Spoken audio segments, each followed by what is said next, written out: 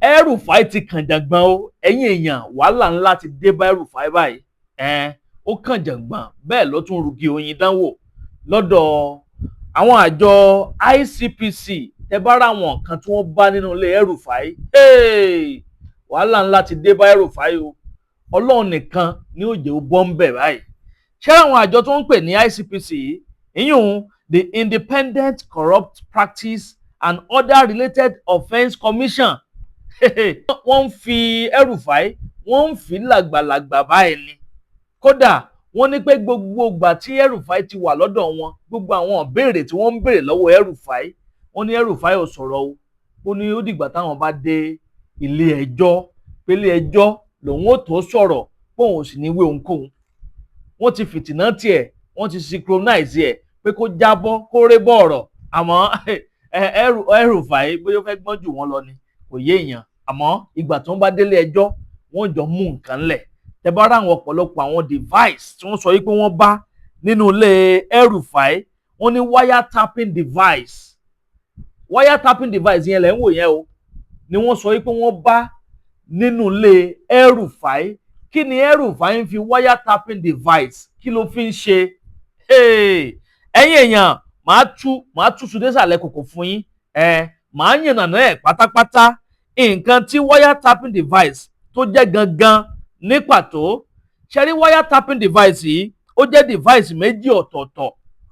Ọ̀kan wà nínú wọn tó jẹ́ pé wọ́n máa fi ń track voice conversation ni, àwọn internet calls, àwọn text messages, àwọn computer datas, àwọn office network, àwọn email. Ṣe rí nǹkan tí wọ́n bá nínú ilé El-Rufai offense ńlá ni o.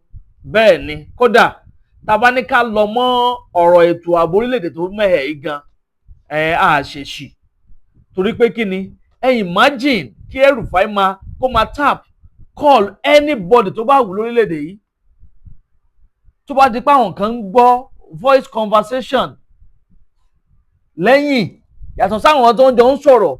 Ṣé ẹ mọ̀ pé nǹkan ti dé? Abalajọ náà tí El-Rufai sọ wípé pé Nuhu Ribadu póun ló ní pé kí wọ́n wá arrest òun. Ó lóun ló ní kí wọ́n wá arrest òun lọ́jọ́ sí ní airport. Tẹ́ ò bá gbàgbé ẹni tó interview ẹ̀ ń béèrè lọ́wọ́ ẹ̀ pé báwo ló ṣe mọ̀ ó ní pé àwọn táàpù sínú kọ́ọ̀lù ẹ̀ ní. Ẹ rí i pé ó ń sọ̀rọ̀ tìgboyà kò dẹ̀ kí ń ṣe ìgbà àkọ́kọ́ tàbí ìgbà ẹ̀kejì lélẹ́yìí tí ó máa tap sínú kọ́ọ̀ Nuhu Ribadu odidi security adviser lórílẹ̀‐èdè Nàìjíríà. Kẹ́nìkan máa tap sínú kọ́ọ̀lù ẹ̀ tó túmọ̀ sí pé security orílẹ̀‐èdè yìí ètò ààbò wa lórílẹ̀‐èdè yìí ó ti wà compromise. Tó bá ti pé àwọn kan ti ń gbọ́ gbogbo conversation security adviser ṣé ẹ̀ mọ́rú ewu ńlá tí El-Rufai tó ń fi wá sí báyìí. Fẹ́yìn tẹ́ ti gbàgbé interview yẹn ẹ jẹ́ n sáré play interview yẹn fún yín kẹ́yìn fúnra yín náà kẹgbọ́ lẹ́nu El-Rufai kẹbà lè rántí gbogbo bó ti ṣe ń sọ lọ́jọ́ náà lọ́hùn fún ọ̀pọ̀lọpọ̀ ẹ̀yin tí ẹ ti gbàgbé. Nuhu made the call and made the order that I must be in custody yesterday. How do you know he made the call? He made the call because we listened to their calls. The government thinks that they're the only ones that listen to calls, but we also have our ways. He made the call, he gave the order. And so you tapped his phone calls, did you? Someone tapped his phone and told me. Because that technically is illegal. I know, but the government does it all the time. They listen to our calls all the time without a court order. But someone tapped his phone and told us that he gave the order. Ọ̀rọ̀ lẹ́gbọ́n yẹn o ẹ̀yin èèyàn. Ó ní pé someone taps his call that he gave the order. Kọ́ bá lè arrest òun. Ó ní pé àwọn ìjọba máa ń ṣe ní gbogbo ìgbà. The government do it all the time. Ṣé ń gbọ́? Ó ní pé lè ò kí ń ṣàjèjì tó túmọ̀ sí pé ó ti di bárakú òun gan ò ṣẹ̀ṣẹ̀ máa ṣe.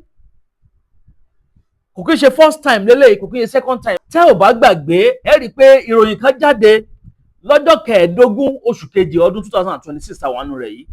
Ìyún 15th of February. Kódà onírúurú àwọn ìròyìn ló gbé ní àkókò ìgbà náà lọ́hùn. Breaking. El-Rufai seek explanation from NSA Nuhu Ribadu over alleged importation of odorless poison from Poland. Mo rò pé gbogbo yín pátá lè ṣèrántí ìròyìn yẹn.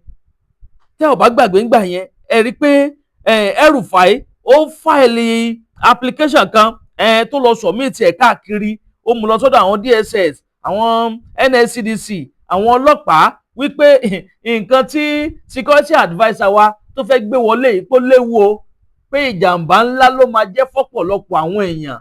Báwo ló ṣe mọ̀ pé nǹkan yẹn ń bọ̀ tí ò bá kí ń ṣe pé wire tapping equipment tó ní sínú ilé yìí tó ń lò lóòrèkóòrè, gbogbo call conversation àwọn èèyàn pátápátá ló kàn rán tap sí tiẹ̀ easily allegedly bí gbogbo àwọn ìwé ìròyìn wọ́n ṣe gbé jáde. Torí àwọn àjọ ICPC wọ́n sọ pé àwọn lọ sílé Nuhu Ribadu lánàá òde yìí, kódà wọ́n ní pé ìyàwó rẹ̀ ń bẹ ńlé, ìyún Hadiza El-Rufai pẹ̀lú ọmọ ẹ̀ kan Mohammed Bello El-Rufai, wọ́n láwọn méjèèjì náà wà nínú ilé ní àkókò ìgbà tí àwọn àjọ ICPC tí wọ́n débẹ̀. Wọ́n gbé àwọn machine yẹn, ọ̀pọ̀lọpọ̀ àwọn files lónírúurú ni wọ́n sọ pé wọ́n bá nínú ilé ẹ̀, tí wọ́n sọ pé àwọn document yẹn ó relate pẹ̀lú ọ̀pọ̀lọpọ̀ àwọn security document tó dẹ̀ ń fi orílẹ̀-èdè sínú ewu ńlá. Ẹ̀yin èèyàn, Ọlọ́run nìkan ni ó jẹ́ kí El-Rufai kó bọ́ kúrò nínú eléyìí tó wà yìí. Ṣé wá rí device tó ń bá nínú ilé yìí, device yẹn ó ní agbára o, ó ní agbára. Kódà àwọn àjọ DSS, àwọn CIA torílẹ̀-èdè Amẹ́ríkà lọ́hùn, àwọn ọlọ́pàá, àwọn àjọ NSCDC, kódà àwọn àmì wa náà wọ́n ní access sí. Bọ̀ kò kí ń ṣe gbogbo ìgbà gan làwọn fún ara wọn gan gbúdọ̀ lò ó. Kí gbogbo àwọn àjọ tá à ń sọ yìí kí wọ́n tó lè ní access láti lè lo wire tapping equipment yẹn, ó túmọ̀ sí pé wọ́n ti kọ́kọ́ lọ gba court order láti tap into anybody's affairs lórílẹ̀‐èdè yìí. Táwọn ọlọ́pàá bá fẹ́ lò ọ̀rọ̀ tó bá ti critical dójú àmì ní àwọn ọlọ́pàá tó máa ní access láti lọ lóró àwọn equipment báyẹn. Kò kàn kí ń ṣe nǹkan tẹ́nìkan individual kan kàn gbé sínú ilé tí ó kàn máa lò ara bó ṣe wù ú. Ṣé wá rí kinní yẹn wá póríṣi méjì? Ìkan wà nínú wọn tí wọ́n ń pè ní analog white print. Ìyẹn gangan ni wọ́n máa ń lò láti fi track email.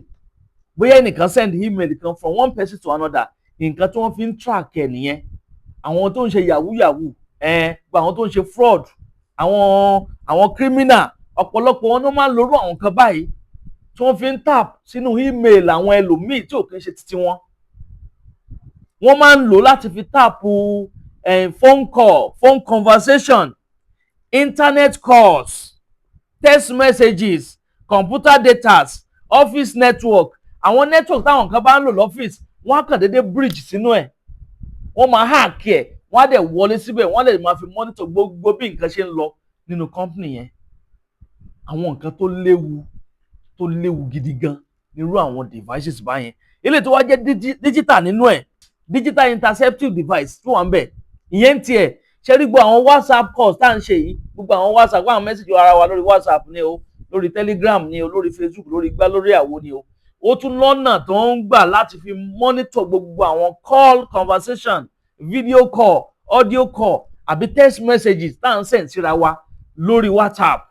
Kẹ́ lè mọ̀ pé irú equipment tí El-Rufai tó gbé sínú ilé yìí, equipment tó ní agbára tó dẹ̀ léwu gidi gan ni fún security orílẹ̀-èdè. Kódà wọ́n ní pé ní gbogbo àgbáyé pátá àwọn orílẹ̀-èdè Israel ni wọ́n ní kinní yẹn. Wọ́n dẹ̀ ní device yẹn pé orílẹ̀-èdè Nàìjíríà náà ní àkókò ìgbà tí Muhammadu Buhari tó ti dolóògbé ààrẹ wa àná, pé òun náà gbé kinní yẹn wá sí orílẹ̀-èdè Nàìjíríà ní àkókò ìgbà tí òun náà wà láràndì. Ẹ jẹ́ n sáré play fọ́nrán yìí fún yín ẹ̀yin mi, mò ń bọ̀, ẹ má yí kúrò bẹ́ẹ̀. Àdàbà tẹlifíṣàn náà lẹ́wà. Tal Dillian, one of the oldest hands in the often murky world of cyber surveillance.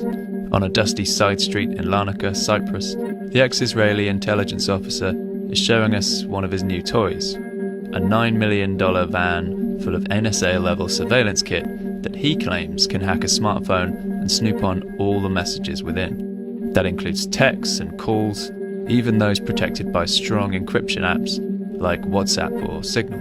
But the industry that Dillian has come to represent has been mired in various controversies.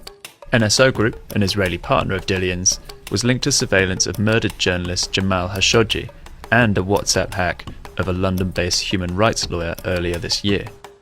Circles, a location tracking surveillance company that Dillian co-founded and merged with NSO in 2014, was reportedly linked to sales in the UAE and Nigeria, where human rights records have been called into question. After our visit, here's what Dillian had to say about reported contracts with Nigeria and the ẹ tún káàbọ̀ padà ẹ̀yin èèyàn mi ẹ̀yin náà tún wá rí báyìí pé ẹ̀rọ tí El-Rufai lọ gbé sínú ilé yìí ó mà léwu kódà ọmọ El-Rufai sọ̀rọ̀ o pé kí ló sọ ó ní ẹ má mà dáhùn àjọ EFCC àti ICPC lóhùn pé wọn kàn ṣáà ń wọ́gbọ́n wọ́nà tí wọ́n fi kó bàbá àwọn sínú ewu ni èyí ò Bello ló ń sọ̀rọ̀ yẹn o Muhammadu Bello El-Rufai ó ní pé gbogbo nǹkan tí wọ́n bá ní ó ní ṣèbójú òun ló wá kó gbogbo kíní yẹn nínú ilé dádì òun ó láwọn nǹkan tí wọ́n bá ń bẹ̀ ó ní flash drive lásánlàsàn ló máa bá pẹ̀lú àwọn old phones àwọn fóònù tí ò lò mọ́ ni wọ́n bá nínú ilé tí wọ́n kó lọ pé wọ́n kàn ṣáà ń wá àtàmọ̀ tí wọ́n fi kó bàbá òun sínú yọ́yọ́ ni pé kò sí nǹkan tó jọ mọ́ pé wọ́n bá wire tapping equipment tí ò bá kí wá ṣe pé wọ́n bá wire tapping equipment nínú ilé ẹ̀ bó ló ṣe ń ṣe tó fi di wípé ó ń tap sínú call conversation security adviser Nuhu Ribadu torí ìgbà kíní rèé ìkejì lélẹ̀ báyìí pẹ̀lú àwọn evidence tí mo ti fi hàn yín tó ti tap sínú call yẹn ọ̀pọ̀lọpọ̀ àwọn èèyàn míì tó ti ń tap sínú call tó jẹ́ pé àmọ́ èèyàn mélòó la lè tọ́ka sí báyìí pé ó ti tap sínú call wọn nígbà tó kú ní machine yẹn sínú ilé gbogbo ìgbàkúùgbà tó bá fẹ́ access ẹ̀ ní ó bẹ̀rẹ̀ sí ní access àwọn machine yẹn ẹ̀rí pé orílẹ̀-èdè yìí ó léwu gbogbo àwọn insecurity tó ti wá gbilẹ̀ lórílẹ̀-èdè yìí ibo gan la mọ̀ tó ti ń bọ̀ ibo gan la mọ̀ tó ti ń wá torí ẹni tó jẹ́ security adviser nígbà tó ti lè máa tap sínú call ẹ̀ tó túmọ̀ sí pé gbogbo call tó ti make látijọ́ yìí bóyá wọ́n ń gbìyànjú láti dáàbò bò wá ní lórílẹ̀-èdè yìí tó ń sọ fáwọn ọmọ ogun yẹn ẹgbàá báyìí ẹgbàá báyìí ẹgbàá báyìí táwọn nǹkan dẹ̀ ti ń listen sí call conversation yẹn ṣé òkè ṣe kí wọ́n máa block ẹ̀ ní ẹ rí pé inú ewu la wà báyìí àfi kọ́lọ́run ọba Èdùmàrè kó ètè yọ orílẹ̀-èdè Nàìjíríà kúrò nínú làásìgbò ọ̀rọ̀ àwọn agbésùmọ̀mí takò sí ẹ̀yin èèyàn mi bó lẹ ṣe rí sí èèyàn mélòó lẹ́yìn lérò pé El-Rufai ó ti táàpù kọ́ wọn ẹ jẹ́ darapọ̀ ní abala rẹ̀ ó sì kẹ́ bá mi comment kẹ́ máa like kẹ́ sì máa bá mi pín fọ́nrán káàkiri lógúnlógún lọ́gbọ̀nlọ́gbọ̀n ẹ máa bó ṣíaṣíá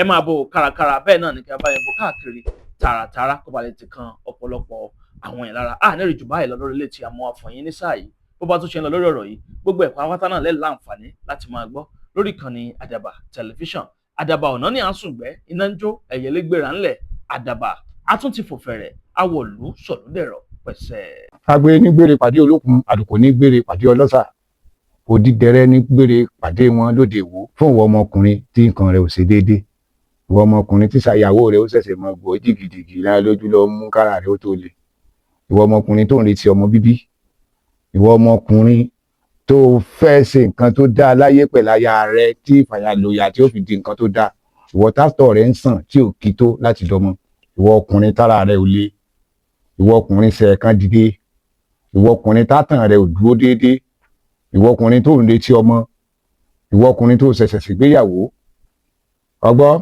capable herbal energy capsule ló nílò fún gbogbo àìṣedéédéé ara rẹ̀ kó o lè jẹ́rìí sọmọ bíbí àti nǹkan tó dáa láti ṣe.